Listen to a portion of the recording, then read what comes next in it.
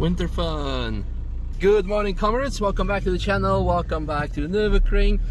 We are on our way to Adenau. Ian is very kind to bringing me there because we're going, well, me and you are going for the second lap or second half of the lap. I was kind of reluctant to go today because there are going to be many people, because today is the day that this video was shot and uploaded, Sunday the 3rd. So I assume on Sunday there are going to be many people, as you can see right now. Now, a quick disclaimer before we get to Adenau. As mentioned in the first part of the lap, you are allowed to walk on the track, kinda, as long as it's snowing and that you can kinda assume that nothing is happening, but no big groups, which unfortunately today is going to be the case probably, and no dogs. So, yeah, many people also on the main straight. No snow here. Yep. Thank you very much. No See you next time. Enjoy. I will. Bye-bye. I like how this is also the end point of the first video, so in case you missed it, check it out in the video description or up here. We are now in Adenau, Breidscheid to be precise, the second entrance and exit point where we're gonna go back on the track. And as you can see, back in Nürburgring it's still covered in snow, whereas here Adenau, the lowest point of the track, it is actually, well, snow free. And you can see up there in the hills and the mountains it is snowy. So as we're gonna be moving higher up the track, an elevation difference is 300 meters roughly between the lowest point here and the highest point between Hohe Acht and T13. Very looking forward when the Café zur Nordschleife is going to be open again. They have absolutely the best schnitzels, the best variety of schnitzels. If you ever come to the Nürburgring, make sure to stop here if you haven't, because that place is absolutely iconic.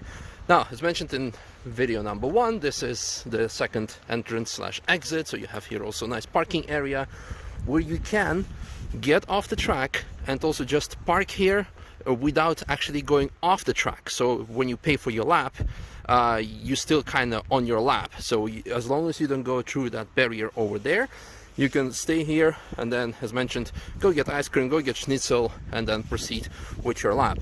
And also, as mentioned in the first video, this is also the reason why here you have speed limits, why you need to slow down for traffic that wants to get on the track or get off the track. So we are back on the track, so let's proceed with our track walk, with our lap. We are going now up the hill towards Ex-Mühle. One thing that I want to show you is this new tarmac that has been resurfaced since 2019. Someone made a comment when they were resurfacing it, it's good because the tarmac at Ex-Mühle was as bad that you could fit like a small dinosaur between the holes in the tarmac or between the cracks. So now it's good surface, and this means that in the wet you can pretty much follow the dry line. I'm kind of still reluctant already after 2 years of driving, because rubber starts accumulating on the surface, and this means the surface becomes very slippery. And in the past this was the slippiest point of the track because of all the rubber here, and this meant in the wet, if you were following the dry line, you would most likely spin out.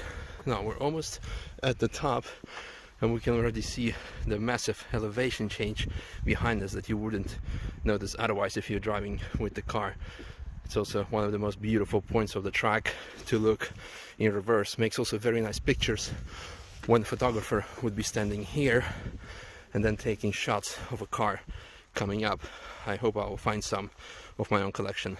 What many of you have been enjoying in the previous video is the reference points that I was giving as I was doing my track walk. In this case, when you go up to Ex-Mühle, I like to end towards the end of this, I think it's a sound wall, or well, some sort of a wall. This is not an FIA fence, but towards this one, as you can see also by the marks on the curbstone, this is where where many cars are going on, sometimes also slightly over it, and stay a bit longer here. So don't go too soon to the right because of the banking. So if you go too soon, yeah, you might still spin out. You can see on the right side there are many new barriers. This is what happens when people obviously spin out, especially if they have a purple car.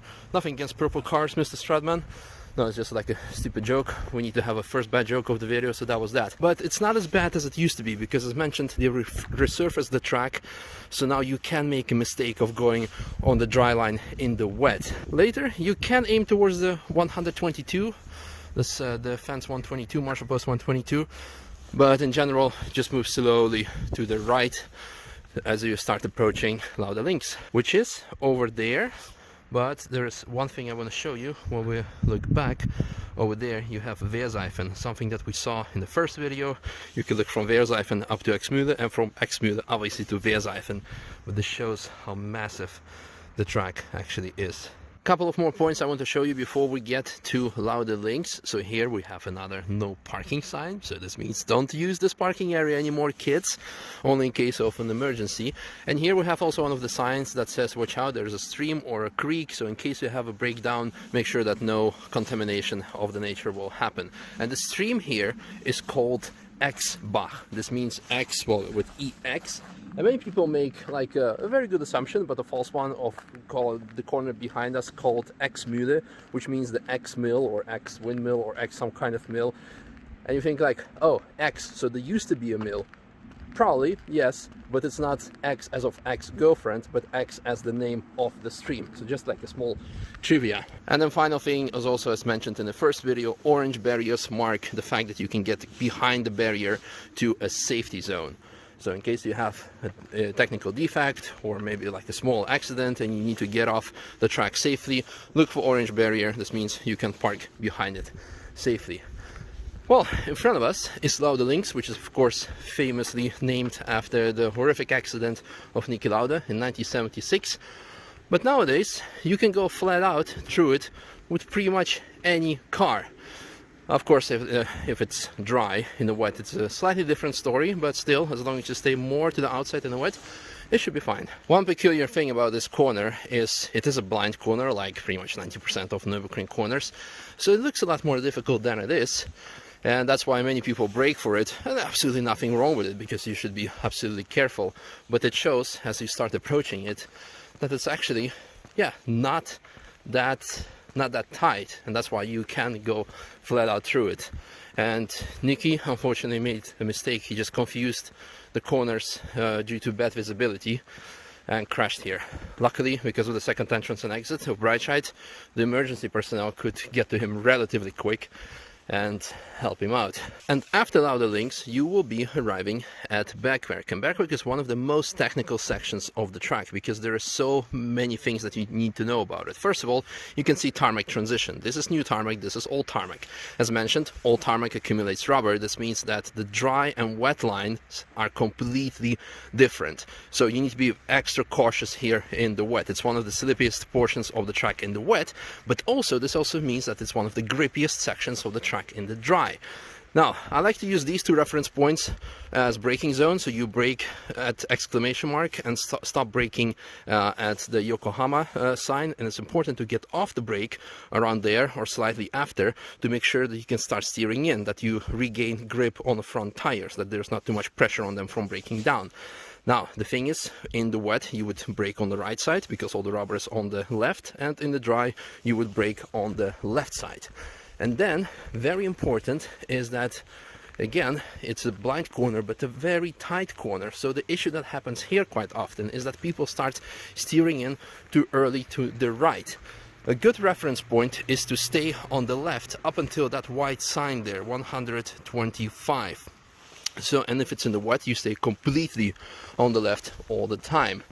And after that, once you're at 125 in the dry, you can start steering to the right. So quick fast forward towards there. Here you are. 125 is a nice turning point, but very slow turning point to the right. But as you can see there, the track still turns. This means that's why you need to start steering quite late. And like a very apparent beginner mistake is that they start steering already towards the curbstone, and this means that they would end up already there, and they have no time to turn in anymore, and they would end up in the barrier. As you can see there, the barriers are new. This means that they have been replaced for a reason. So from 125 you aim towards the right curbstone slowly, and as mentioned, because it's, well, with all the rubber accumulated there. In the dry, actually, once you are at the right curbstone, you can go flat out pretty much with any car, because of, again, with all the rubber there, especially in the warm days, you have pretty much the same effect as on the drag strip where they would use glue.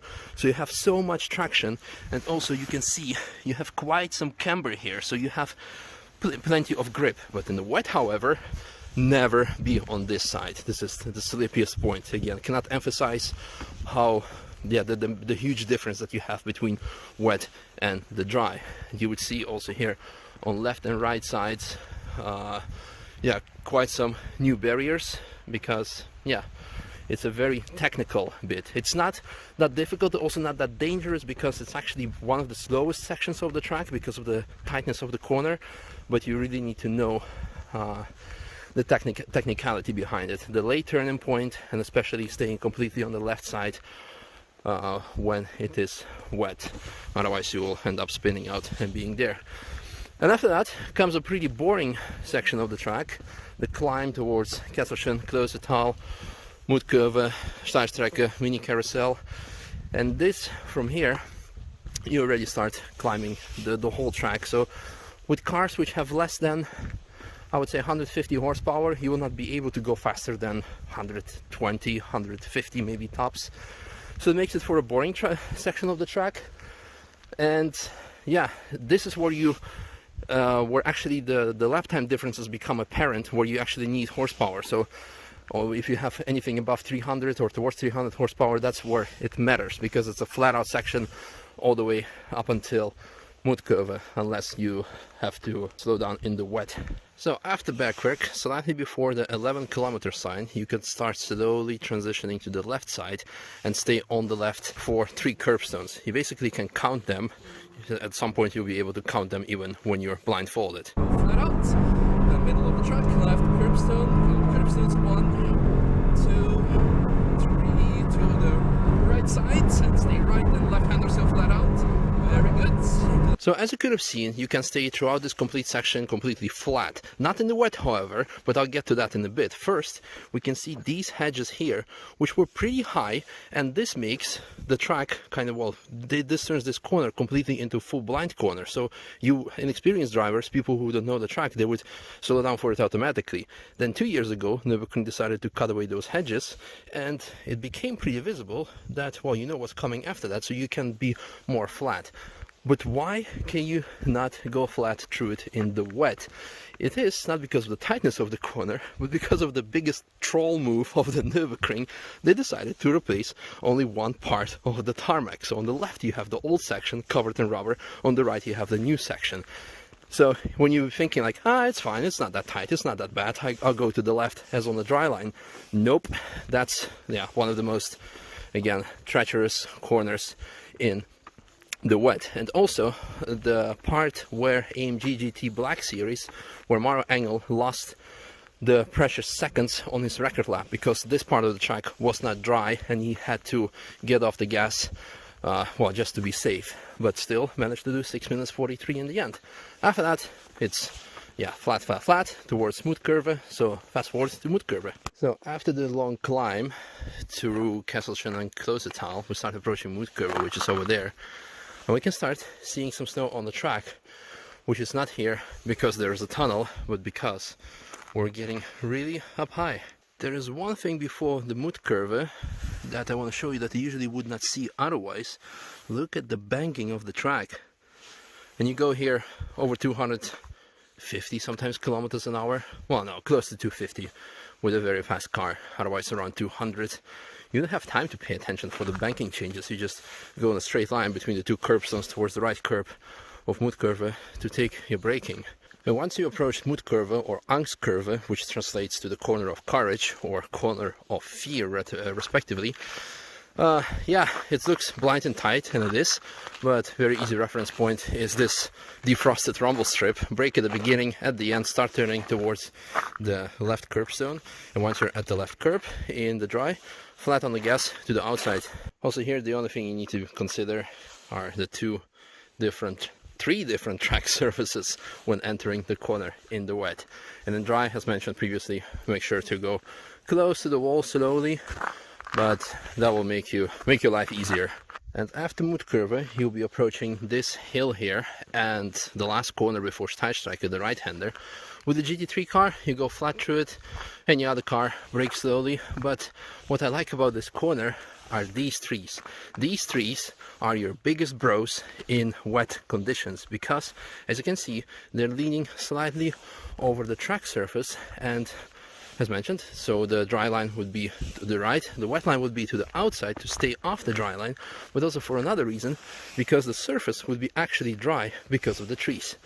So thank you trees for being there. Thank you Nürburgring gardening department for not cutting them down. They are bros. It's funny that even right now you can see that this surface is dry because snow, well, it couldn't fall on the track because of the trees, the same that would happen in wet conditions. And after the fast climb, you are approaching Streilstrecke, the first big breaking point. Now, the most peculiar thing about this is Streilstrecke is this steep track. Over there is this part of the track which has up to 27.5% incline. This means for every meter forward, you'll be climbing 3 meters. Up until 60s, it was an official part of the track that you can just go straight and take it a shortcut towards Hohe Acht. In the 60s, cars were getting more horsepower, the tire technology was getting better. So what was happening, there were a series of lethal accidents because cars would flip backwards, so they closed it. Now, the reason I'm mentioning it here now is actually this is used in the latest movie Burning Tree, a Norwegian, or ever since the third part, it's a Norwegian/German cooperation. And this movie came out on Netflix yesterday on the 2nd of January. And together with a couple of local people, I actually play a small part in the movie. I was supposed to play a small part, but it ended up being just like a kind of stunt driver role. I'll tell you more about it in tomorrow's video with behind the scenes footage, etc. So make sure to tune in. But you can already watch it on Netflix. But during the race on the Nürburgring, one of the participants is actually taking a Streilstrecke shortcut, and I really like you know, the small detail that they did to that lap. That was very cool to see. Pretty sure it's now extra challenging to go on a bicycle because of the ice underneath the snow. Let's proceed to the carousel. And just a reminder, here no parking. And that is obviously the wrong way. The right way is that way, towards the carousel. Someone built a snowman. Well, at first hand you think this is funny, but when it melts, all this shit is going to be on the track. That's why, okay, do it, take a picture, but take your garbage with you. Because the reason why I'm here and many other people are here is because we are technically not allowed to be here, but we are allowed because it's okay as long as people are behaving. But with this, Nürburgring will be just forced to like take stricter measures to close all the fences, to patrol, and yeah, become like a police state. Approaching the carousel. Now, ideal point, so to say, is this number 143 that you can aim towards to have like an ideal entry. Some people prefer to stay more to the right to have like a more of an angular entry, but for beginners this is a nice tip. But here we have another bro which is growing over the track and providing coverage in case it is raining. So ideal braking line in the wet, you're gonna have dry surface over here, and then you can enter the carousel, brake a lot harder on the left side. And then of course the carousel itself with its famous concrete banking. Many people are asking why is it made of concrete and not of asphalt like the rest of the track. In reality, nobody can really tell. The fact is that these concrete plates were installed here beginning of 30s, so not immediately when the track was built in 1927. It was done so for the purpose of letting the water flow down for drainage. But other than that, at some point people realized that it is actually faster by driving on them because of the extra banking that you have. Unless you're a very high downforce, low ground effect car like 919 Evo, then you would stay on the outside. And then when it comes to exiting the carousel, you stay on the concrete banking and make sure that the right corner of the concrete plate is in the middle of the car. Then you have also a nice jumping out picture. In the wet, stay longer on the left because then you will not unsettle the car too much. And also during the 24-hour race because you don't want it to stress your suspension too much. That's a bit too early. And finally, you would start climbing towards Hohe Acht. And here on foot, you can actually see how steep the climb is. that you would still see it also in the car, but now you can take a moment and appreciate it a bit more.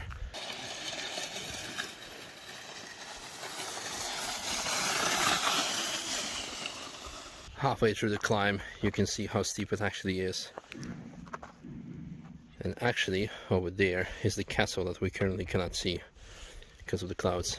And eventually, after the climb, you'll be arriving at the marshal post 149A, the section called Hohe Acht, the High 8, which used to be the highest section of the track until 1984, when they built the GP track and together with the T13 section. And just so you know, no parking here on this side or on Streilstrecke, which is over there.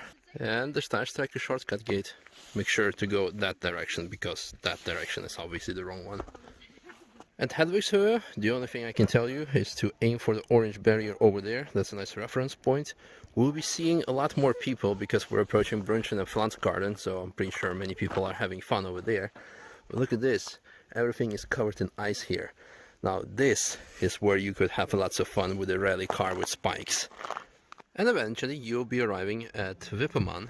So you have the first curbstone, and then finally the second curbstone that has been popularized or made popular in the Nürburgring culture of recent years because of all the pictures of people that are taking the curb and going somewhat extreme towards it. I really have to be careful here by walking on ice towards it. So the thing with this curb, you either stay off it or you take it completely full, because if you do it only half, you will be unsettling the car too much by going over it and also taking off going off it. So that's where when like the most accidents happen, when people want to take the curbstone but they only do like it half. Yeah, and of recent years some people go also completely on the on the dirt here, which doesn't matter, well, except for the fact that you'll be spilling dirt on the track, which can cause accidents like this. But technically, as long as your wheels stay on this side of the curb, then it's fine, because that's where the grip is because of the right hand corner. And then you aim towards 158 fence over there. The 158 is a nice braking point, and then climb towards Eschbach. By looking back, you see how big the elevation changes. Then coming towards Eschbach, one thing that I can tell you, I find it very important in this corner in particular to look where you have to go, really downhill left, because you're staying here right and it's a long corner to the left, so look already there and start steering slightly before this sign. And then of course Brunnchen, aka the YouTube corner. I don't think it's a good idea on ice to go on above your car. Look also the amount of people there.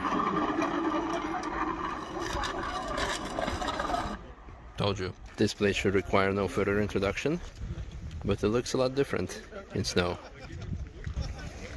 When you're approaching Brunnchen 2, it's also here very important to stay completely on the outside in case of the wet line, so in case of when the track is wet. But this means also, because it's very slippery, means also that it's very grippy. So in dry conditions, once you're at the right curbstone, you can go flat out to the outside of the left side of the track. And it's funny to see that people made small snow ramps to jump over. I don't remember seeing this on the track. Approaching Eiskurve, which translates into the corner of ice. Now, the reason it has its name is because it's very slippery, but in the past it was because of the trees were casting shadow and still do, and then this part of the track would be cold and thereby slippy. But as of today, it's very slippy because of, well, exactly, just like with previous parts of the track, lots of rubber is accumulated here, so in case of wet track, make sure to stay on the outside, but in the dry you would have very nice pictures because of all the extra grip cars will be tripoding.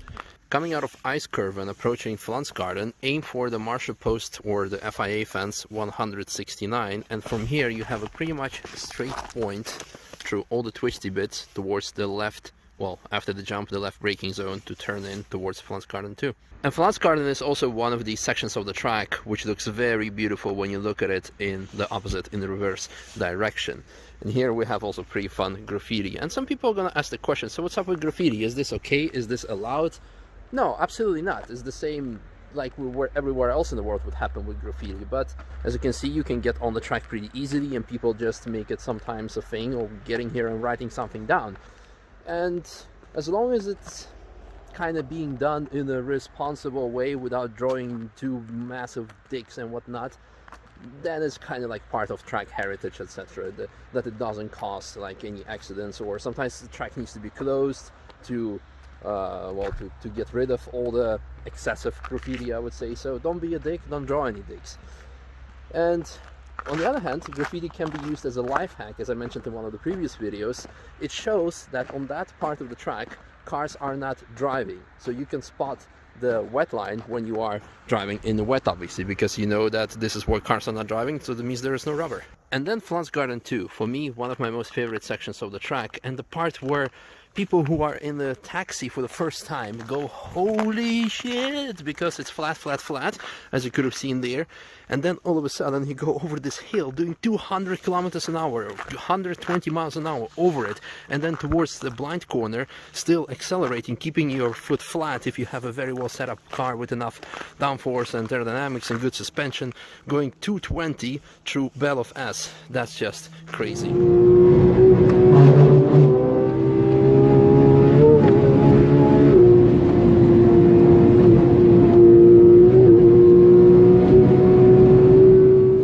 Just because GT3 RS MR can do these type of speeds, do not try to do it with your own car unless it's very well set up. Small tip and trick: when you're approaching Pflanzgarten 2, aim already to the left curbstone, in this case mirror to right, and then once you're at the bottom, this orange flag / sign is a nice turning point towards the right curbstone over there in a straight line. And then once at the right curbstone, steering wheel straight and proceed going towards Schwalbenschwanz.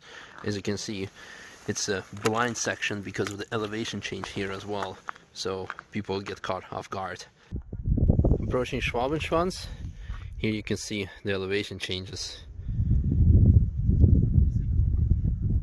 Then towards the Mini-Karussell, the only tip I can give you is you obviously stay on the right to take the corner to the left. And a good reference point for here is you can see that the curbstones are extremely black here, so it has a lot of rubber accumulated on it. So the beginning of it is a good braking point, and the end of the black marks on the curbstone is the good turning point into the carousel. And just like with the big carousel, it's better to stay on the left side completely for better braking off the rubber zone in the wet. The difference between the mini and the big carousel, whereas on the big carousel you would stay with both wheels on the concrete part, with the mini carousel you run close to the curbstone because the banking is not that steep. Another thing is make sure to stay left as long as possible when exiting the mini carousel to not upset your car, or be ready to counter steer. Otherwise, yeah, you might get the corner renamed after you on your YouTube channel. And then go towards Galgenkopf. Just one more thing I want to show you over there is the section where we were previously, basically Pflanzgarten or Bell of S towards Streilstrecke. Important reference points in Galgenkopf is the fence or marshal post 186 that you would aim towards and be close to it, then start steering towards the right curbstone. So again, we're looking in the opposite direction of the track, and once you're at the right curbstone you can go flat out to the outside, and you can see fence over there. And previously I said if there's fences, this means that this is the direction the cars will be traveling. Yes, if you make the mistake of turning in too early, so not towards the 186 fence, you would understeer in that direction, and that's not what you want to do. Then going to the outside, and you end up on the main straight, the Döttinger Höhe. And then the end of the Lap, the Nürburgring Gantry. 5 meters high your car can be to pass underneath it, but if you want to do the full lap, yeah, you will not make it because Poststrasse at Vauxhall is 4.6. We have also here ED gas station, and the amount of people is a bit crazy, isn't it? And the massive traffic jam over there. Wow. Alright, I want to make it to the other side towards the bridge. We only have 30 minutes until it's dark, so let's time ourselves from the gantry to the bridge. More than 10 minutes later we made it to Devil's Diner, and what I would give now for pancakes and a warm chocomel. Nice view. Just slightly more than 2 months until those barriers will be open again on the 6th of March. Then we can do TF laps. Kein Winterdienst, or basically no winter service, no snow cleaning. You don't say. And 20 minutes later we made it to the bridge. Whereas with the car, it usually takes around between 20 and 30 seconds, depends how fast you're going. Puts things in perspective. Yep. And here, 5.5 meters. That's okay, big spoiler. And after the bridge, you're going full speed downhill towards Tiergarten compression and to Hohenrain Chicane. Chicane, trying to be German and English at the same time, but there's something interesting that I want to show you. So fast forward to there. So there is the bridge, and here we're in Hohenrain. You can see speed limit signs, and that is because you had the TF entrance was actually here at T13 before the year 2000. And now the speed limit, that's probably okay. You can always use a trash bag if you don't have a race car on the Nürburgring. Speed limit, because this is the entrance to T13 paddock and the old TF paddock before the year 2000. If you go straight, you go into GP track. But what I wanted to show you here, actually, in Hohenrain, this chicane was built after 1966, because like with Streilstrecke, when they had lethal accidents, they realized that the cars were becoming too fast. So underneath this layer of snow, there's actually old tarmac still from the 60s. Well, I guess it's something that I'll have to show you at some other point. Getting dark, so let's proceed to the final point of our lap. If you go straight, you go onto the GP track, but this sign says you need to turn right, and it's also a reference point, the turning point towards the right barrier.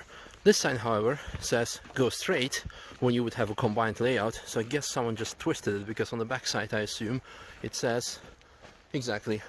So both signs are supposed to say exactly the same thing, but this one needs to be twisted. Over there, the GP track with the BMW M Power sign, the bridge that connects the GP paddock with the Nürburgring Boulevard. BMW has so much M Power that M2 will be produced with V10, apparently, only in the United States. If you get that joke, let us know in the comments. This is the starting line here for the lap records, for the full lap. Then this is the connection from the GP track with the Nordschleife again. And someone asked me the question on a previous video if you can walk on the GP track. Well, through here, you can get there. The T13 paddock with convenient fuel pumps for RCN races and also prototype testing. Again, a reminder, there's no winter service. And the orange barrier, slightly before that, is a nice reference point to start braking towards the T13 corner. And the turning point is that traffic light over there. From here towards the left curbstone that you currently cannot see. And over here is also our final point, because that gate over there was the one that I used in the previous video, in the video number 1 that you can check out here, to access the track and start walking for my lap. And here we are, made it back to T13, where previous video started. Almost face planted, almost first accident of the year. So the question is, how long did it take me? 4 hours today, roughly 3 hours the first half of the lap. This was with all the stops to make some videos, to wait for people to get out of the shots. So still 7 hours. I think you can do it in 5 with the easy, with the easy pace. Bicycle lap taking about an hour. 2 if it's not an e-bike, so that's about it. Now, some of you are gonna ask the question, why is it such a long video? Well, because you can also just pause it, come back tomorrow, watch more of it, and that's how it goes. I could split it up in like 10 different ones, maybe, because by now it's like over an hour long. Didn't do it because we have plenty of other content, making sure that I'm not face planting myself here, that we'll be posting in the next couple of days. So I hope you guys enjoyed it, and again, that would have been a very, that's my cue that I need to stop filming and focusing on walking here. Lots of ice, but luckily we're gonna have lots of snow. Again, final disclaimer one more time: if you decide to come here, make sure to keep distance. Don't bring your dogs here because they can make a mess. Don't make a mess yourself, like you saw with the snowman in Streilstrecke. Other than that, hope you enjoyed this video. Thanks for watching. Looking forward to seeing you here at the ring on the channel. Bye. Made it back on the street safely without face planting myself, and that's the food shot because it looks tasty AF.